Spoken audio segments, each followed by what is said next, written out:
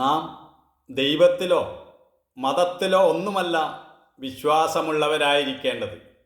നാം നമ്മിൽ തന്നെ വിശ്വാസമുള്ളവരായി തീരണം. നാം നമ്മെ തന്നെ സ്വയം തിരുത്തണം. മറ്റുള്ളവർ തിരുത്തിത്തരാൻ വേണ്ടി കാത്തിരിക്കരുത്. അവനവനിൽ തന്നെ വിശ്വാസമുള്ളവനായിരിക്കുക. അതാണ് ആത്മവിശ്വാസം എന്ന് പറയുന്നത്. ആത്മവിശ്വാസമില്ലാത്തവന് ഒരു മേഖലയിലും ശോഭിക്കുവാൻ കഴിയുകയില്ല. ജീവിതത്തിൻ്റെ ഉത്തരവാദിത്വം സ്വയം ഏറ്റെടുക്കാൻ തയ്യാറാകണം. അവനാണ് ധീരൻ. തന്നെ ആരെങ്കിലും രക്ഷിക്കുമെന്ന് കരുതുന്നവൻ വിഡ്ഢിയാണ്. ദൈവം നമ്മിൽ നിക്ഷേപിച്ചിട്ടുള്ള കഴിവുകൾ സ്വയം കണ്ടെത്തണം. നമ്മെ നാം സ്വയം ദുർബലനാക്കിയാൽ പിന്നെ നമ്മെ ആർക്കും രക്ഷിക്കുവാൻ കഴിയുകയില്ല. നിനക്ക് നിന്നേക്കാൾ വലിയൊരു ബന്ധുവില്ല.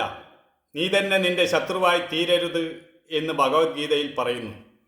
ഒരിക്കൽ സ്വാമി വിവേകാനന്ദൻ പറയുകയുണ്ടായി, ലോകം മുഴുവൻ നിന്നെ ശപിക്കട്ടെ, എന്നാലും നീ നിന്നെ ശപിക്കാതിരിക്കണം.